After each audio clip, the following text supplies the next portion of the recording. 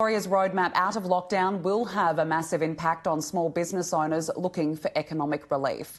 Joining me now live is Small Business Australia Director Bill Lang. Bill, thank you so much for your time this morning. Firstly, what do business owners need to see out of this roadmap? Yeah, look, I think business owners and the citizens of Victoria, we want to see some more openness and some more honesty with respect to what the full situation is, not just the sort of numbers of new cases, etc. There's about 300,000 small businesses, Danica, that are not getting any financial compensation from the Victorian government. So those 300,000 that are going to be forced to endure staying locked down even longer are going to require some direct financial support. That's at a bare minimum, but I think we should just have a green light for a whole bunch of small businesses where there's no risk of anybody catching it or sharing it. Everything from gardeners to outdoor personal trainers, barbers and hairdressers, tradies. There are so many of them that, there's no reported cases of transmission over the last 6 months. You see Jim Penman from Jim's Mowing, he's suing the Victorian government because it just doesn't make any sense. It does appear that the majority of these restrictions, Bill, could be in place now for still a number of weeks. How will that have an impact on business? Look, I saw some of the bullet points you had up on the screen earlier on, and those bullet points for many, many businesses in Victoria are starting to read like the key bullet points on an obituary. It's been death by 1,000 cuts for many of these small businesses in terms of, a new press conference every day, the Premier and the Professor. Come and give us some numbers and tell us about how many people have sadly died, very, very old people that have died, with COVID, a number of them in palliative care.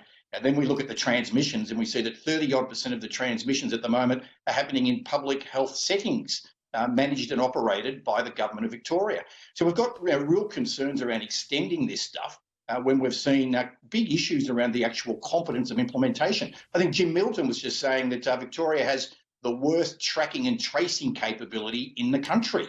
Why don't we gear up? Let's use some technology, not the Melways or the UBD roadmap. Let's use some, new technology to get on top of this stuff and do it properly. Are you worried that this could potentially spell the end for a number of businesses? Many have already said that even just 2 more weeks of these stage 4 lockdowns, well, they're gone, they're out of business. JobKeeper, of course, is about to wind up. Is it a case now where just simply many small businesses will just not survive? Look, absolutely. And, a number have already closed. A number of owners have unfortunately taken their own lives. It's something the federal government can do, and we've been asking the federal government about this. We'd like to see ScoMo step up. He said whatever it would take, we need to make sure that no business owner will be made bankrupt because of COVID-19 and the various governments' responses to it and the way they've got about implementing things. So, that's the first thing. The second thing is I just heard Jim Middleton say 10 years, a decade of ongoing disaster here in Victoria. Well, if there's anything the federal government can do to sort of, I'll call that an SOS, save our state down here in Victoria, we're going to need a lot of help and we're going to need it sooner rather than later. Do you think that it's taken too long for Daniel Andrews to offer Melburnians and Melbourne businesses, a plan out of this? Oh, well, there's no doubt. These press conferences are like Groundhog Day.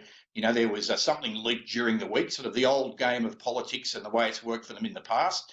Treat us like mushrooms, keep us in the dark. So they leaked something. There's a big uproar on Wednesday here in Melbourne. Oh, no, we've had many plans. They've even got the current professor, I think, from Melbourne University. I read a opinion to the editor piece by the Vice-Chancellor of Melbourne University only a couple of weeks ago, talking about the major issues with these lockdowns and looking at the big picture on a balanced approach to the impact it has on society, the economy and general health and well-being, not just purely COVID. Like if you're looking at the weeds of COVID every day, not only do you not see the trees, you can't see the forest. Well, we'll find out shortly what this roadmap is. Bill Lang, I appreciate your time. Thank you for joining me. Thank you, Danica.